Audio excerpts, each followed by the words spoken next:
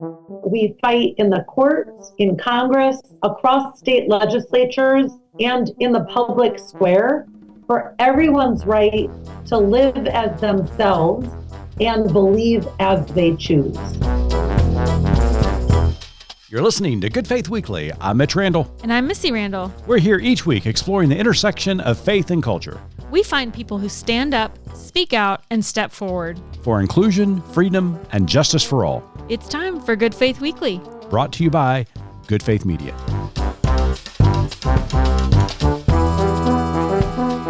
Welcome to Good Faith Weekly. On this episode, Missy and I are going to catch up. And then later on in the pod, we sat down with Rachel Lazar, who is the president and CEO at Americans United for Separation of Church and State. We talk about some really, really important topics in this episode. So you're going to want to stay tuned. It is an excellent pod.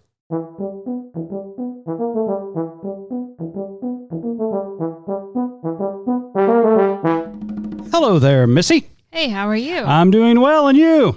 I'm doing okay. Well, guess what? What?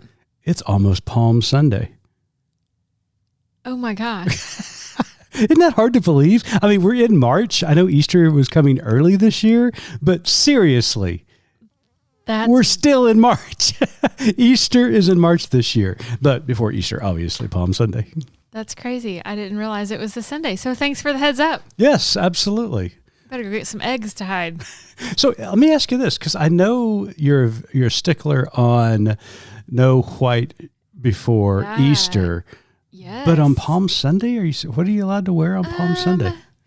That's a great question. No, you don't break out the white shoes just yet, Mitch. Okay. That's definitely an Easter Sunday thing. All right. But you can go with a nude or a beige, something along those lines. Okay. Good to know. But yes, Easter Sunday's when you break out the white shoes, the hats, the gloves, the whole bit. Absolutely. All right. Well, good to know. Well, absolutely. It is Palm Sunday. Or as I like to call it, watching all the children from the children's ministry whack each other on the head with palm leaves. Maybe we should just start calling it Whack-A-Mole Sunday. That's right. Now I'm having all these memories of, heading into church and the children, the amazing saints that work with our children would be out in the atrium trying to corral all the children with palm leaves for 10 minutes before service started. So of course they're all just hitting each other. Well, of course, that's what you do. Because it becomes a sword, right? Yeah, absolutely. And I don't know, that was not a tradition when I grew up, but in my adult years, that was always a tradition to watch the kids walk in. But there was 15 minutes of them all sword fighting in the atrium with the palm leaves. Yeah, instead of it being, like traditional triumphant entry and the singing of Hosanna and the waving of palms, for just a brief moment, it does turn into a fight scene in Star Wars. Like a Jedi thing, right? Yeah, exactly. Did I use that reference right? Yeah, I'm you not did. Sure. Yeah, absolutely. Okay, well, that's funny. Well, yes, so happy Palm Sunday? Happy Palm Sunday. Yeah, it is happy, but I've got to admit, I'm on this kick trying to change this Sunday a little bit on the Christian calendar. Okay. I really appreciate the whole concept of the triumphant entry, but there's a lot more to this story. This isn't Jesus entering as some conqueror. Jesus is kind of playing a joke, and you talked a little. Have you told the evangelicals this news yet? No, we have not. We'll send a memo. Okay.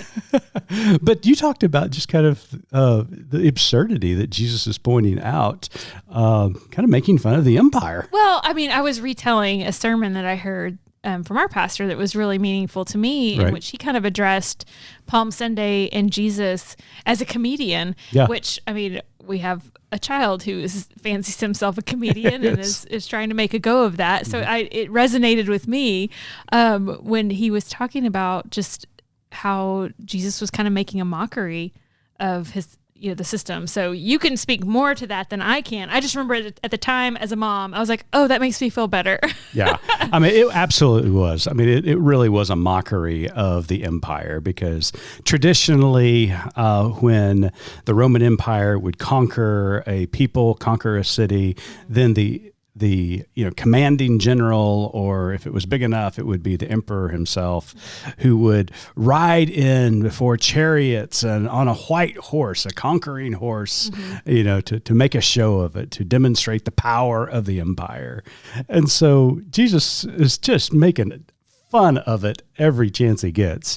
And so here he comes in, striding in on this little colt with palms putting in front of him, and just made a mockery of the So was he riding an ass into town? He was. What I'm hearing? Okay. Yes, absolutely. He was. That can't get bleeped, right? Because No, it's accurate. It's biblical. That's right. That's right. So he starts out with this joke and this mockery and imagery of the empire. But then, guess where Jesus goes? Right through the streets, and where? I don't recall. He goes to the temple. Now, this is big because this makes everybody really scared, because you've got a crowd who's singing Hosanna, who's making messianic claims about Jesus, and he's heading to the temple. Mm-hmm. Many people are wondering, is this the moment when the revolution begins? Because everybody was anticipating Jesus wielding a sword and taking over the temple and starting a rebellion against Rome. But here he is on a donkey, or an ass, as you put it. I mean, just making a mockery of the whole thing. But he gets to the temple, and Missy, he is pissed. You can't say that about him. I'm sorry. He was pissed. I know he didn't like what he saw. He did not like what he saw. Kind of like my mom would come home after work and see the mess in the house. That was, kind of like that. But this shows the wisdom of Jesus. He takes a look at the temple, really aggravated about the corruption and injustices that are happening there. But as you have always said to me, maybe his mother had said to him one day, Jesus, go sleep on it. So he goes and sleeps on it. He wakes up Monday even more ticked off. That's generally what happens with me. I just get more. My hate fire just grows and grows. So he heads off to the temple, and then that's where he begins to yield a whip and turn over tables. And I think we talked a little bit about that last week, maybe a couple weeks ago. I'm not sure. So while we're singing Hosanna and waving our palms this Palm Sunday for all of you Christians, just remember there's a lot more to the story. Yes. The fact that Jesus was just always so intentional with his words, with his actions. And so there's always more meaning, always more to tell. Always more to tell. Maybe that was his tagline too. I'm sure it was. He had merch. Did he have merch? Yeah, he had merch. Swag. Awesome. Oh my goodness. We digress. Well, Missy, there's a story in the news this week I wanted to bring up. It was recently reported by Gallup that the United States has dropped in the rankings of being the happiest place on earth. Well, they must have surveyed me. Wait, what? Yes, there is a survey, and this by Gallup, and it's come out, and lo and behold, the good old USA has dropped from 15 to 23rd in the happiest place on earth. What we're discovering is that individuals younger than 30 are telling surveyors that they don't see a happy future for them. Aww. And it's just heartbreaking. And I don't blame them if you look at what's going on in the world. So because of their realism and their honesty, the U.S. has fallen to 23rd in happiest places to live. Now, what's interesting is Finland is number one in the world. Finland. Yes. Okay, so when are we moving? I mean, we can take the show on the road, right? Absolutely. We can do a tour. Maybe a half dozen people might show up. And when the Finns were asked why they're so happy, it's because of their social stability. Their health care is taking care. Health care? They have guaranteed income. Oh my goodness. They have all these things that, they don't have to worry about. So they get to concentrate on more joyful things in the world. That's amazing. Yeah. Well, I have got to go now because I got to go Google moving to Finland. That's right. That's exactly right. Well, that's the news. Well, Missy, we got to sit down with this delightful individual, the president and CEO of Americans United, Rachel Lazar. She was just really, really enthusiastic, got me excited about separation of church and state again. And they've got a summit coming up in April that you want to talk about. Yeah. So I am so excited, especially after our conversation with Rachel. I'm even more excited about getting to attend this event this year. I don't think, did you go last? I have not been. I have not been, okay, no. So no, we it's were first very time. excited to get the invite. But I wanted to highlight, because we just simply ran out of time during our interview because we just were having so much fun talking to Rachel about other issues. But, some of the keynote speakers that are lined up, we have U.S. Representative Jamie Raskin that's going to be big. There. That's really amazing. Representative Raskin is just a remarkable speaker, very supportive of religious liberty and church-state separation. So excited. And also an author of several books, most notably Overruling Democracy, The Supreme Court versus the American People. Mm-hmm. Great book. And Unthinkable Trauma, Truth and the Trials of American Democracy. So just, I can't imagine. He's going to be wonderful. Mm-hmm. We have Professor Dr. Anthea Butler, who great. I know you adore.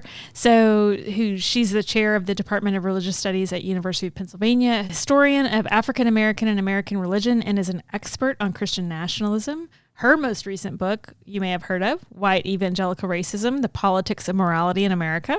Excellent. I'm quite certain you have heard of it, if not already read it. And then we have a new person to me, but Erin Reed, who's a transgender journalist and social media influencer activist. I've heard a lot of good things about Erin. So I'm so excited just for all of these folks to be there as keynote speakers. And I know there's a lot more. Our very own Bruce Gorley. He will be there. Will be there in the flesh. Yes. He'll be presenting on Christian nationalism. I'm super excited about that. He is phenomenal and always has a packed house for his sessions. So if you're able, join us in DC. If you're not able to join us in DC, sign up for the virtual conference. It will be well worth it. If you are a student, you get to sign up for the virtual conference for free. Students always get all the lucky things. They have all the luck.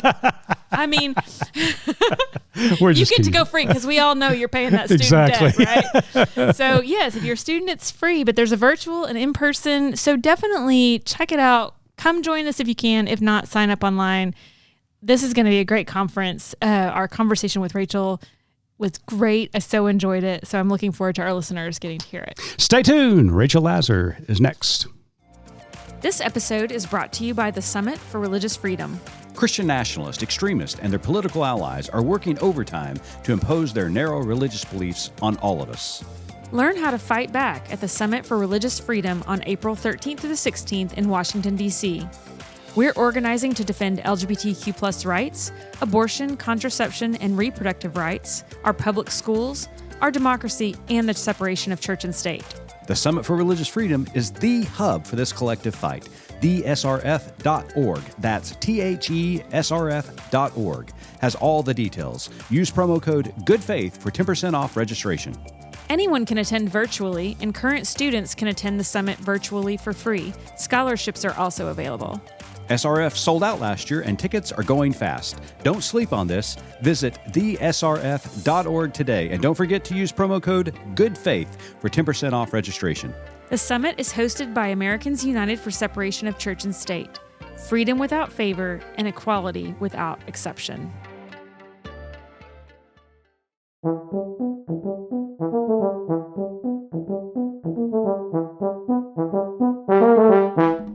Welcome to Good Faith Weekly. On this episode, we've got a very special guest with us from our nation's capital. Rachel Lazar is the president and CEO of Americans United for Separation of Church and State. Rachel is a lawyer, advocate, and strategist who has dedicated her career to making our country more inclusive. As a religious minority, she was raised as a Reformed Jew. Rachel personally understands how much it matters that our laws treat everyone fairly and equally. Rachel is a graduate of Harvard University and the University of Chicago Law School. She is also a former national board member of Reproductive Freedom for All. She lives in Washington, D.C. with her husband and 3 children and dog, Teddy.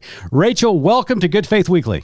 Thank you. It's so great to be with you. Well, we really have been looking forward to our conversation today. Now, before we begin, Rachel, we do want to provide some clarity and be completely transparent. I am currently a plaintiff in a lawsuit that Americans United filed on my behalf, along with many others in the state of Oklahoma, regarding the public funding of a private charter school. So we want to get that out of the way. We're going to talk about that case later on in the interview, but we did want to make that very clear for anybody who's listening to the interview. But other than that, we're excited to talk to you. Absolutely. Yeah, me too. And I'm excited to talk about the case as well. It's really important. And we're so grateful in the country. Everyone in this country should be so grateful that you're willing to put yourself into the role of being a plaintiff. Thank you. Thank you. So, Rachel, before we dig into the pressing issues like the court case, as well as the upcoming Summit for Religious Freedom, I'd like to get an overview of Americans United for Separation of Church and State, what you do, what the mission is, and the work. Thank you for asking that. I think church-state separation is a very cerebral concept still to a lot of people. A lot of people haven't heard of Americans United for Separation of Church and State, but it's really now more important than ever that people know about us and join us. So before I make the pitch for joining us and say what the website link is and how to follow us on social, I'll explain who we are. We've been around for 76 years, actually. We were founded by religious folk, primarily Methodist pastors in Chicago, but a whole host of religious characters, from seminary deans to Seventh-day Adventists to the president of the Southern Baptists, actually, all came together back in the late 1940s to protect the separation of religion and government as a way to ensure religious freedom for all of us in this country. So what we do every day, really, is bring together religious and non-religious Americans, both, which is powerful because we're really Americans United in a divided time. Right. And together we fight in the courts, in Congress, across state legislatures, and in the public square for everyone's right to live as themselves and believe as they choose. Yeah, what I really appreciate about AU is the fact that not only are you fighting for religious freedom, but you're also fighting the notion that we're free from religion as well, because the only way for religion to thrive is to make certain that church and state are separated. So both freedom for religion, but also freedom from religion. And I really appreciate that. Thank you. And I think that's such an important point. I think there's two kind of parts to that point. One of them is the purely religious point that Roger Williams made when he said, forced worship stinks in God's nostrils. So just the idea that if you are truly religious, you don't want anyone to kind of fake it and be forced to, say they believe, or forced to say that they're part of your religion. You want it to be authentic. And so you don't want the government forcing that on anyone. And then the second part of the way freedom, from religion protects true religious freedom is we all in this country get to believe in what we choose. We get to change our religious belief. We get to concoct our own spiritual brew, as my colleague Rob Boston says. I love that. It's fantastic. It's so cool, right? Yeah. We get to do it the way we want to. And if the government isn't free from religion, or if the government is favoring one religion over others or religion over non-religion, then we can't really have that freedom to believe or not believe in the way that is authentic. I love that. Well, I appreciate, like I said, all the work that AU has done historically and is currently doing today. Your organization is so important right now in this day and age with the rise of Christian nationalism, with Christo-fascism, just permeating the entirety of the culture. We are just so glad that there are organizations like AU out there, and you in particularly fighting for people's rights and the separation of church and state. Well, let's move on and discuss the lawsuit I mentioned earlier. For decades now, a well-funded and choreographed effort has been to gain access to public funding for private sectarian schools. In correlation to that effort, conservative Christian evangelicals have been trying to insert their beliefs into public education. So, Rachel, can you comment on these efforts and how AU is combating them? Yes. There are so many, unfortunately, to comment on today. And I think there's different strands of what you're talking about. Mm-hmm. So one strategy of these religious extremists is to take public funding for public education and divert it, reroute it to private, primarily religious, primarily Christian education. And they're making immense advances because this Supreme Court is aiding and abetting this effort. The Supreme Court has, for the first time in history, actually required a state that gives private school vouchers to private schools and said, we're not going to give those vouchers to religious schools because that violates our state's commitment to church-state separation. But no, the Supreme Court came along and said, we're actually going to force the state of Maine to fund religious education. And also really, what often goes along with it, not always, is religious discrimination. Mm-hmm. A Muslim taxpayer will be paying money into a coffer that goes to a school that teaches against Islam. Right. Or an LGBTQ family will be paying money through taxes into a system that then refuses to allow their student or their family to be part of the school or fires a teacher that comes out as LGBTQ. So that's one sort of area where we're seeing this attack by Christian nationalists on education by taking away money from public education, which is inclusive for all and, treats you the same no matter what your religious belief, and diverting it to private, primarily religious education. But then there's also this effort to Christianize public schools. Right. And I mean, kind of conservative, ultra-conservative Christianize public schools in a way that's really imposing that belief onto the school children who the Supreme Court has had real empathy for before now. They've really recognized, Justice Kennedy was great at this, how vulnerable school children are. They're captive audiences. Mm-hmm. And don't you remember? I mean, I do. My teachers were so important to me. And maybe I was just that kind of student. But, if they said something, that was kind of, for me, the word of God. Sure, yeah. And I listened. And so, unfortunately, there are efforts across the country to post the 10 Commandments in all public school classrooms, right? That nearly sailed through in Texas. And we see it now in some other state legislative bills. Efforts to allow school teachers and coaches in public schools to pray with students, right? And that came from this Coach Kennedy case that we can talk about. Mm-hmm. But that's passed into law in a couple of states. Efforts, as you well know, to allow chaplains to replace certified school counselors in public schools. And chaplains aren't trained to sort of deal with like the emotional vicissitudes of being a teenager. Right. They give spiritual guidance, which is great. And students can certainly seek that spiritual guidance out from their pastors and imams and rabbis and, in other realms. Wonderful.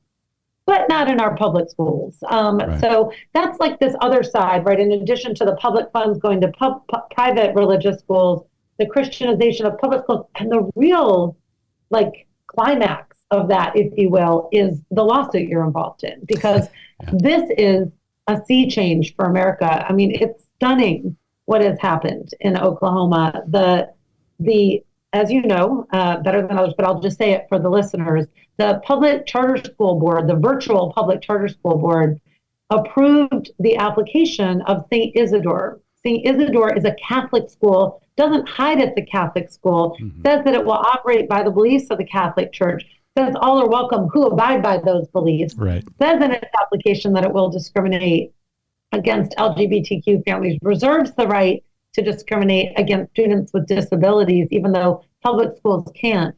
So here we have a state that, despite its own constitutional promise that public schools will be free from any religious bent or favor, and despite its law that charter schools are public schools, has approved the nation's what's its first public religious school, which imagine if that caught on, across the country. It's really frightening. And I have a personal story to tell as a Jewish woman from sending my own kids to public school here that if you want, I could tell, but Please do. It should give every American pause. It really should. I mean, and I am part of a religious minority, but for a country whose democracy is really premised on religious freedom and this commitment of keeping religion and government separate to protect religion and religious freedom for all, it really should give everyone pause.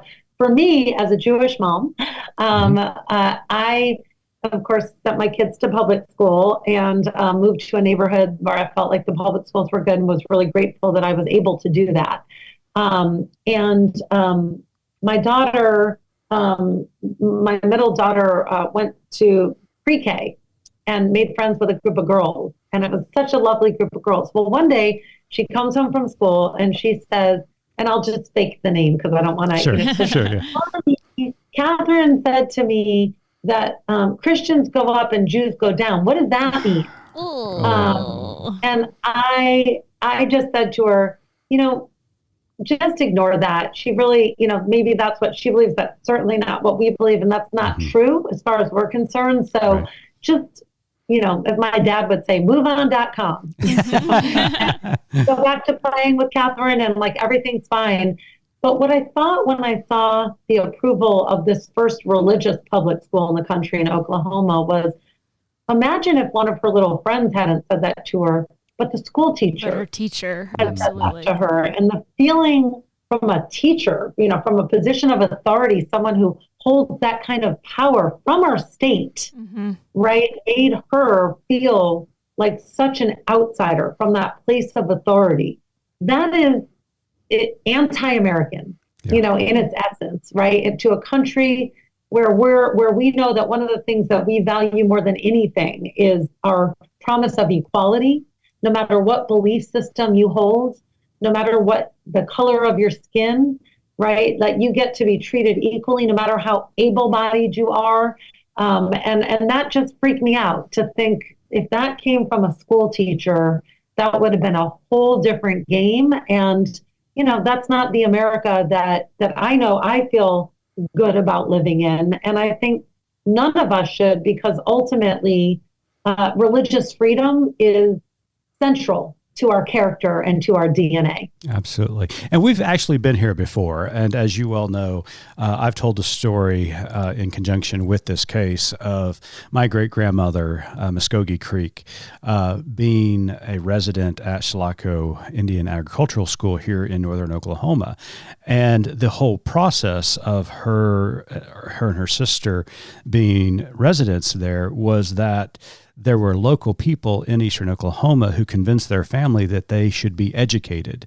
And so they were removed from their families and taken to Chilocco, where they were educated, which simply meant teaching the white man's ways, which also included Christianity. They were taught by Christian missionaries funded by federal dollars.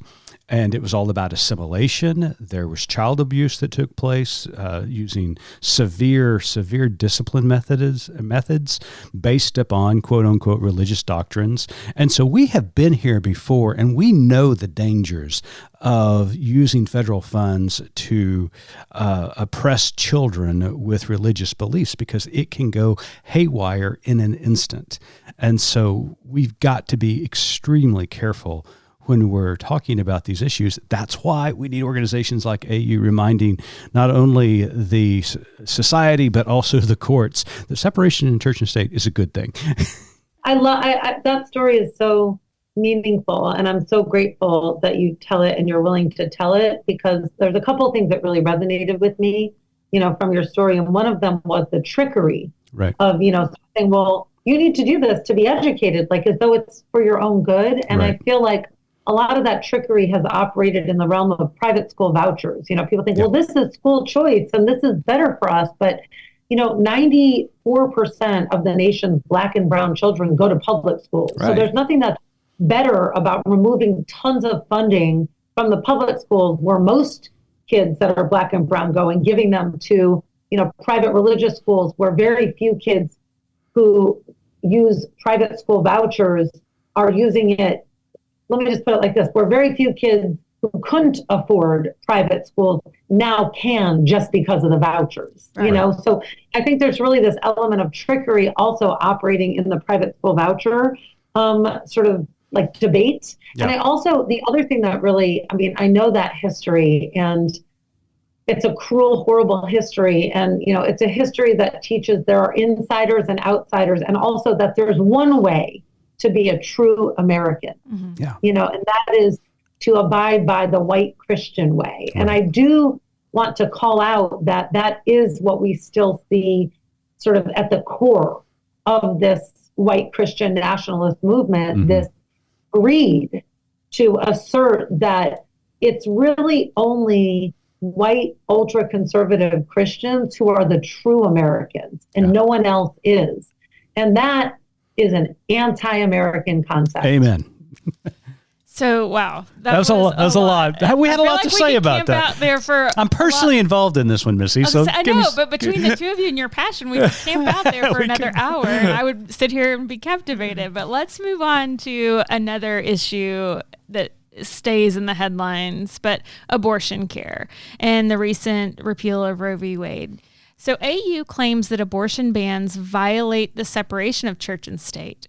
Can you explain that position and what AU is doing to address it? Absolutely. And that's a great question. I think like in my grandparents' generation, even my parents' generation, I think people were more close to seeing the relationship between sort of a very conservative church and the anti-abortion movement. But over time, a lot of the lawmakers got smart because of church-state separation requirements and subterfuged the religious motivations for their bans, but they're not hiding them anymore. So one answer is sort of like really on the surface, which is the lawmakers are now saying the quiet part out loud. They're inserting the religious language into the laws. So we brought a lawsuit in Missouri challenging their abortion ban on behalf of 14 clergy from 7 different religious denominations, because the law says the Lord Almighty is the author of life. And the lawmakers that passed the bill said, well, according to my religious beliefs and as a devout Catholic, and it's so obvious and explicit that this is a religiously motivated ban. So that's one way to answer your question. But another way to answer your question is we all have different belief systems in this country. Part of what our country is intentionally inviting in, right, through its promise of religious freedom. Some sociologists have said we have more than 2,000 belief systems across the land. We've got many. And different belief systems say different things about when life begins, what the requirements are for pregnant women to protect themselves even. And I'll just give one example. So again, I talked about the fact that I'm Jewish, right? So as a Jewish woman, if I am pregnant and my health or life is at risk from my pregnancy, I actually have an obligation under my faith to have an abortion, right? That's very different from some other faiths, which I completely respect, and that's fine. But religious freedom requires that I get to make my own decisions about my own body according to my own beliefs, right? And let other people do the same. And that means people need to be able to make those decisions for themselves. And abortion bans impose one belief system on all of us, taking away that religious freedom. Right. And this is such a great conversation and point to make, because it seems as though after the Dobbs decision and the repeal of Roe v. Wade, that all of a sudden the argument, the counter to the quote unquote pro-life movement, which I have a hard time characterizing as that, but the counter to that has been a position of faith. Like you said, you just filed a lawsuit in Missouri on behalf of clergy members. We're seeing these bans fall from state to state, some very conservative states like Kansas, for example, wanting to codify abortion care and keep that right alive for their citizens there. And so, but just the idea that this, yes, I will have that debate with you. I'll have that conversation with you from a faith perspective seems to be really pressing today. And I think it is a great conversation that's going on to say, yes, the reason I support abortion care and reproductive right is because of my faith, not in spite of it. So I love where you're going with this. I love hearing clergy say that. It's like music to my ears, and so important, as you say, because there can't be assumed that there's one baseline that is true religion. Mm-hmm. Right? Like right now, unfortunately, I think a lot of people say, well, where's the religious community on this? And what they mean is, where are ultra-conservative Christians on this? Right. But instead, there's so many of us across the country who have a faith, who have points of view on this that may surprise people. Mm-hmm. And I know, like, one of the things I was really proud of was in the Kennedy v. Bremerton case about the praying football coach in Seattle, mm-hmm. where we defended the school district and the religious freedom of the students. Every single clergy that wrote in an amicus brief and a friend of the court brief to the Supreme Court to weigh in from Bremerton, from that town, weighed in on the side of the children and the school district. Yeah. Not on Coach Kennedy's side. Right. Why? Because their clergy, they value the importance of religious freedom for everyone. They don't want to force it on anyone through the machinery of the state. They're with us on this. And I think, again, it would surprise a lot of people because we've allowed ultra-conservative Christians to inhabit the space of, quote, religion. And, I think that is really changing today through good folk like you. And I really appreciate it. Well, thank you. Well, Christian nationalists have been extremely busy, not only with the public schools trying to send public money to private schools, but and abortion bans, but also there has been a slew of anti-LGBTQ pieces of legislations across the country. In our home state of Oklahoma, where Missy and I live, there was a record number of bills introduced in this latest legislation. And it's really come to a head over the last month or so. Rachel, I'm sure you've heard about the unfortunate death of Nex Benedict here outside of Tulsa. And a state senator was asked a question after Nex's death about all of the bills that were introduced to the state legislature this last session. And his response was this: we are a religious state and we're going to fight to keep that filth out of the state of Oklahoma because we are a Christian state. We are a moral state. Just completely evil, in my opinion. But Rachel, what is your response to these bills, and how can we as concerned citizens counter this effort?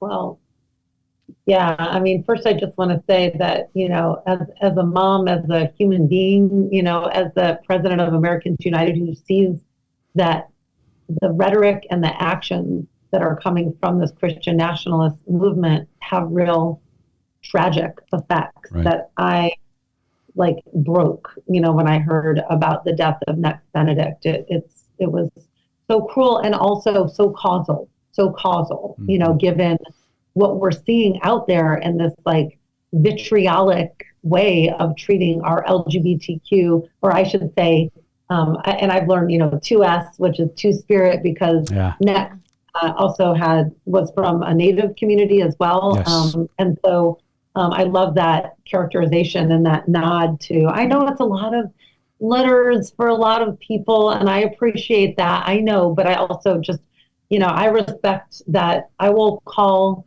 anybody what they tell me they want to be called, right, because that's part of freedom. Mm-hmm. So yeah, I mean, you're absolutely right that,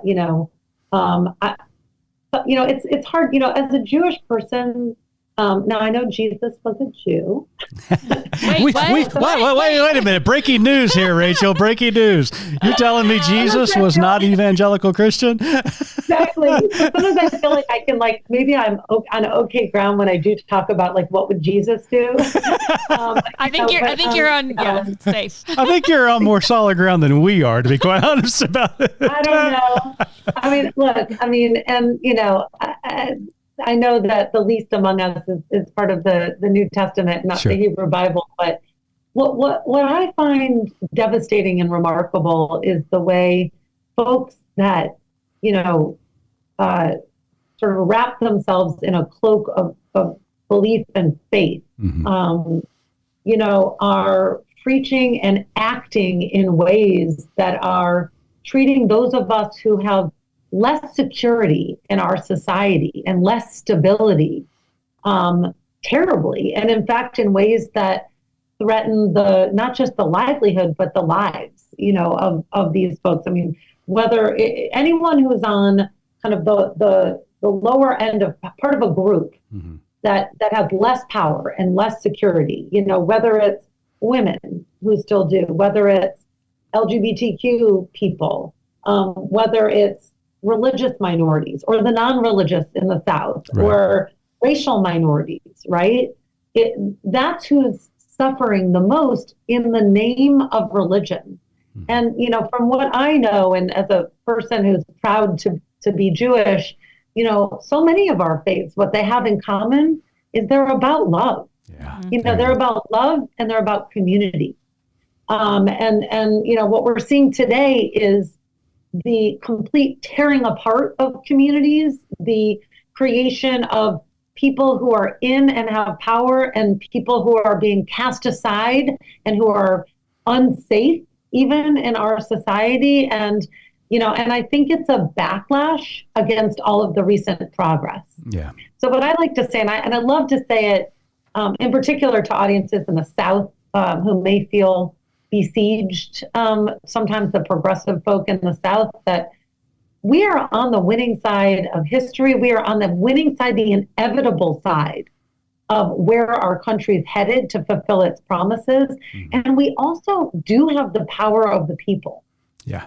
Right? Because, and here I'll just make a plug for church-state separation, right? It sounds so cerebral. Yeah. What is it? You know, Thomas Jefferson, James Madison, I don't relate. You know, it's like harder and harder for people to kind of appreciate. I learned about that in school, whatever. Of course, we have that.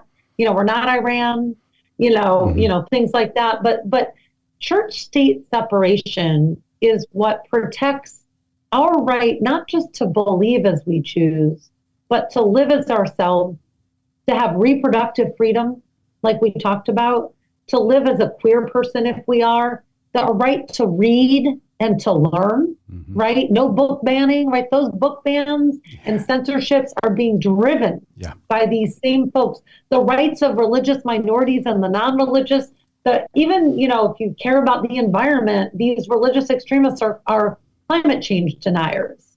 And so many freedoms and sort of rights and things that we care about sit on that wall of separation. It is not an abstract thing. It is something that protects us in our daily lives. It protects freedom without favor and equality without exception throughout this nation. And I just want to make a plug for folks. AU.org is our website. You can follow us everywhere at Americans United, but it is time for a national recommitment to church-state separation before it's too late and before this country becomes unrecognizable.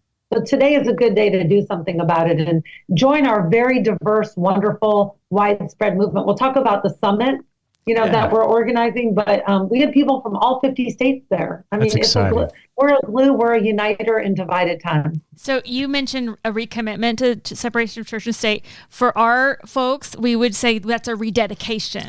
You're going to rededicate your life. Yeah. Come forward now. Oh my goodness. Oh, it's the old, we'll hold the buses. Okay, so you come down the aisle. We'll that's right. We need more numbers. So if you have already made a commitment, you've already been baptized, and in our vernacular, you've been saved, but you may have fallen away. You can come forward now and rededicate your life to Christ. And I love it. I mean, and this is in youth group, especially when you're in that teenage age, you fall away a lot. Yeah. maybe I did. You seem to know a lot about this. Did you rededicate your life a lot? Actually, never. I never did.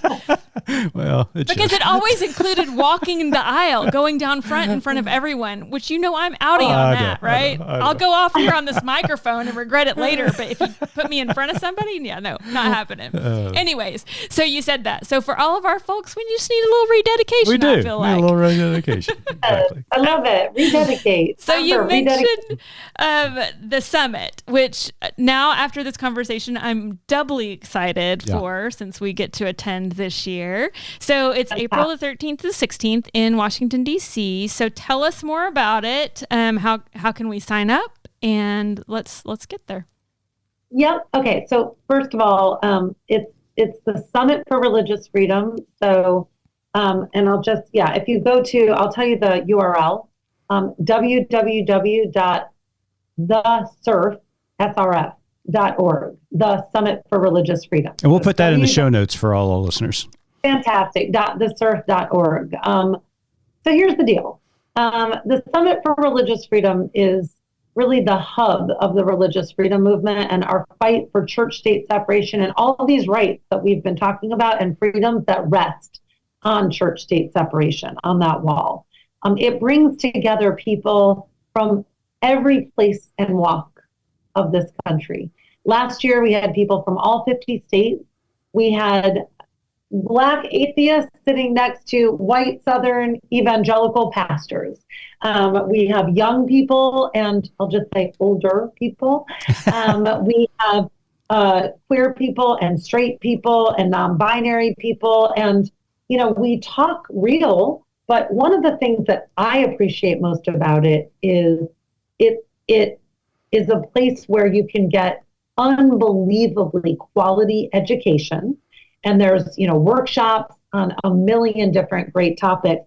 But more than that, where you can restore your hope, where you can come together and really feel in your bones that you are part of a majority in this country.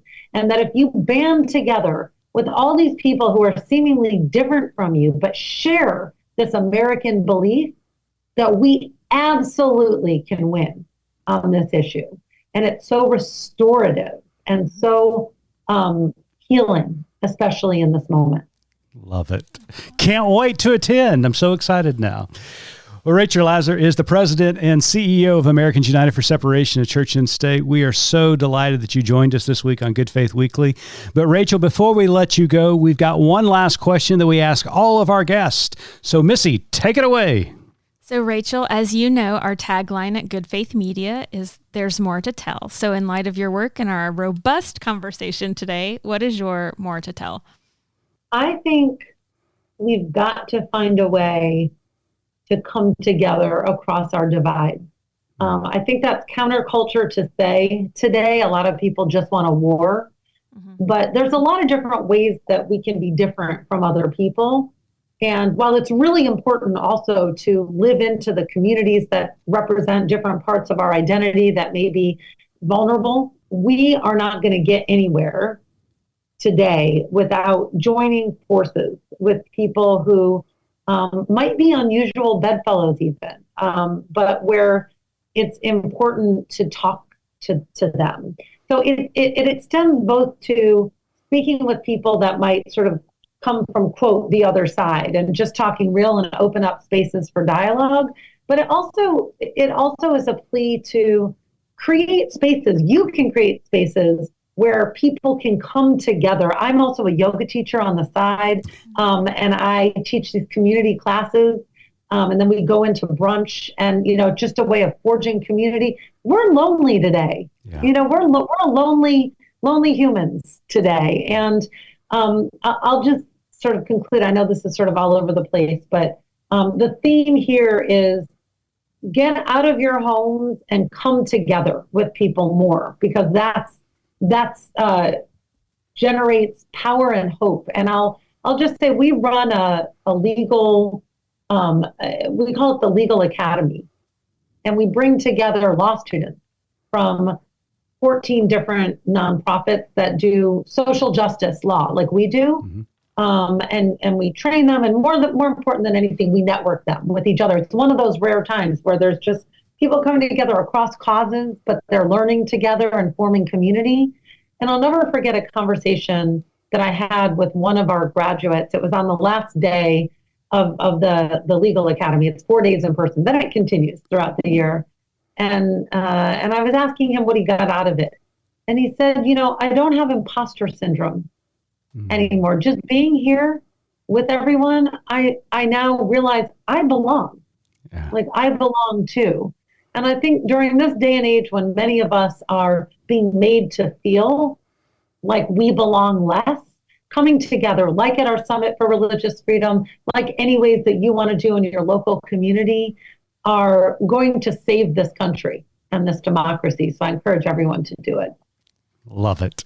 Well, make certain to click on the link in our show notes for the upcoming Summit for Religious Freedom in Washington, D.C. from April 13th to the 16th. Rachel, it has been a delight. You are welcome back to Good Faith Weekly anytime. I've really enjoyed it. I have too. I am so grateful for that time.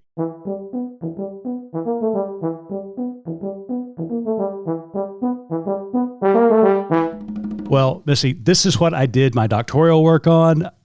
I was so excited about this conversation. I know it's going to be difficult to keep this little outro. I know. Short don't be you. preachy. You kept telling me, don't be preacher. Don't be preachy. I want to start with one little nugget here. Okay. Why I showed up late to record.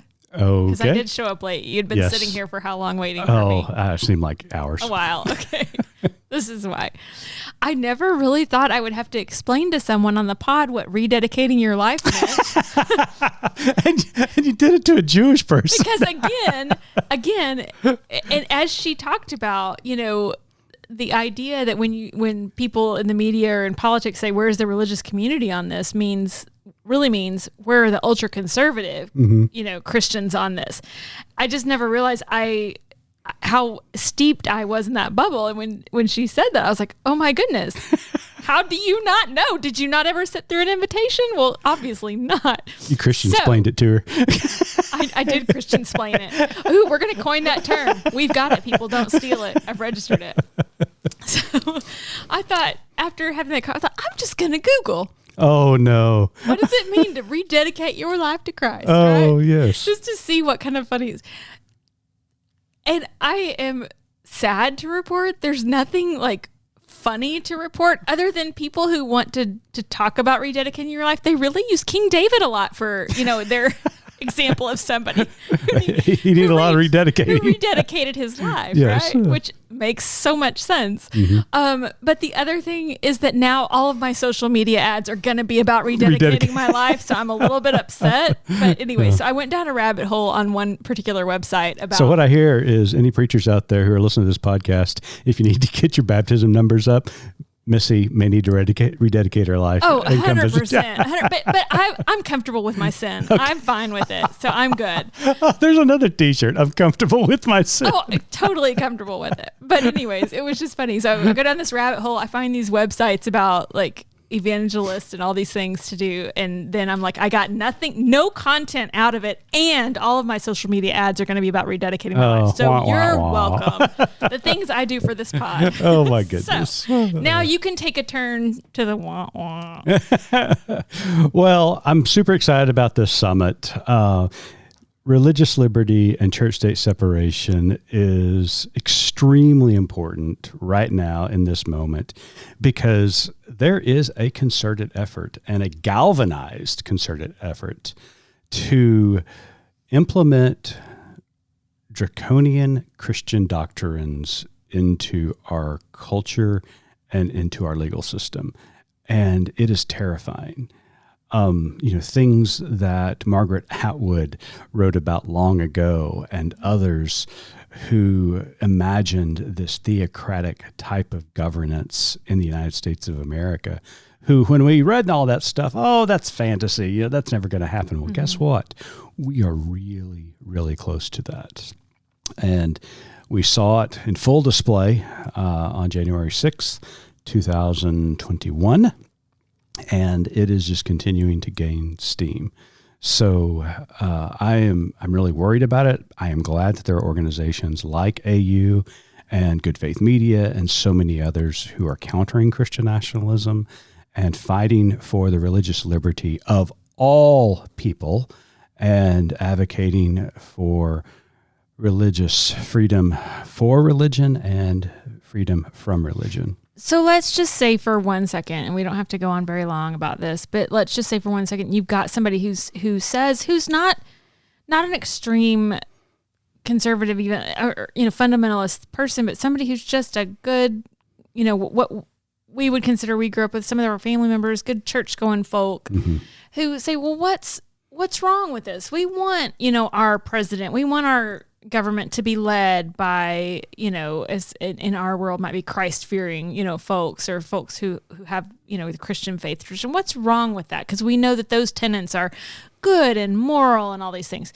Tell us, where's the flaw? How would you talk to that person right now? It's what one of my mentors, Brent Walker, used to talk about when he would discuss church-state separation and the tension where those two meet in culture. And so, for example, you may hold a faith or a belief where you want your president or your leaders to be Christian. And that may be your faith conviction, which that you can perfectly hold that viewpoint. Yet, the Constitution of the United States, which this country is founded on and governed by, has no religious test. So you have this dual citizenship that we often talk about, of being a citizen of two kingdoms, one of God's kingdom, which I don't really like that language, but then also a citizen of the United States. So, you have that tension. And I think it became very paramount when you remember when former Senator, then candidate Mitt Romney ran for president against President Obama. And right-wing evangelicals lost their minds because Romney is a Mormon. And they felt like he could not lead the country, or they would criticize him for his Mormon faith. There is no religious test when it comes to serving your country. There is no creed that you have to abide by or believe in. You simply have to make a commitment to uphold and defend the Constitution of the United States. What would you tell that person that, that is sitting there saying these things about, yes, this is why shouldn't we support, putting good Christian people in office to promote Christian principles? Well, let's take an example of what we talked with Rachel about, and that is this effort to Christianize our public schools. There are two fronts there. One, to use public money to fund private Christian education. And then the second front is the Christianization of public education. And some people may say, what is wrong with that? I mean, we want prayer in schools. Ten Commandments. What's the problem? What's the problem with all of that? Well, there is a problem with that because public schools are an agent of the state. Again, their fidelity is to the Constitution, not to a particular faith. What I'm really worried about is that if we allow not only the Christian faith to take over public schools, it could be any faith taking over a local public schools. If that happens, then authoritarians know if they can indoctrinate children at an early age, they will have them for life. This has been the mindset of authoritarians since the beginning of time. It's the indoctrination of children because they know they can indoctrinate a full generation if they are successful in those efforts. So no, no, no. I advocate for religious education in the church. When people would ask me as a pastor, what's wrong with,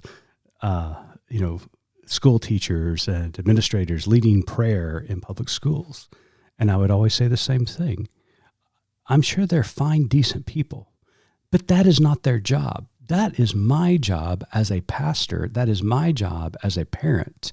I want to teach my children. I want to teach the children that I'm responsible for in my local congregation about prayer. While also respecting other traditions or people's choice not to participate. Exactly.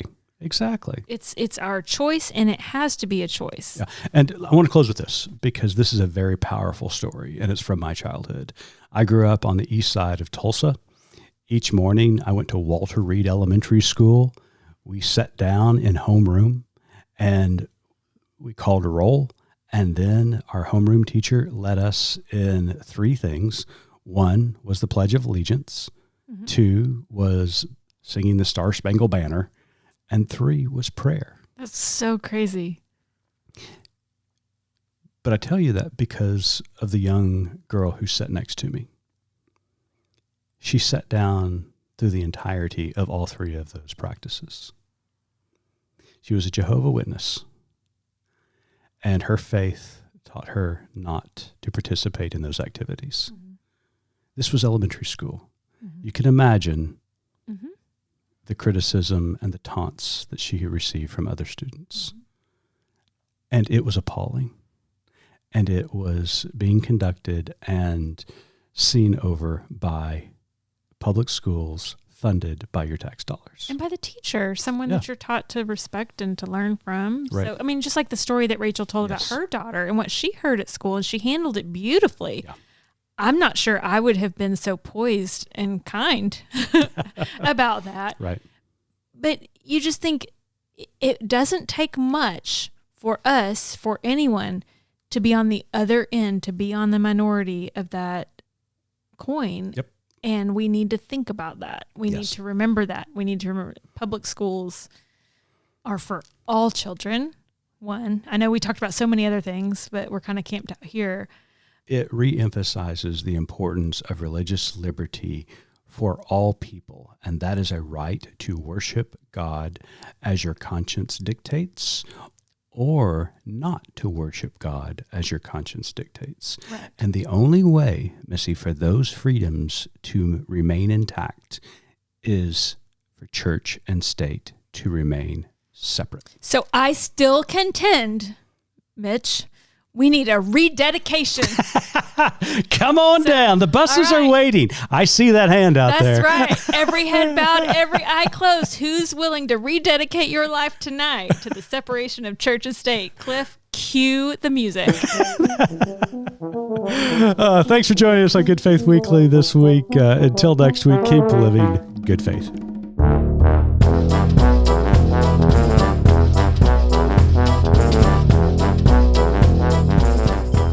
You've been listening to Good Faith Weekly, hosted by Mitch and Missy Randall. This weekly podcast from Good Faith Media discusses matters of faith and culture. Subscribe wherever you get your podcast and give us a like and a glowing review. We produce the podcast out of Norman, Oklahoma. Our music comes from Pond 5. And we're supported by listeners like you. Learn more about us at goodfaithmedia.org.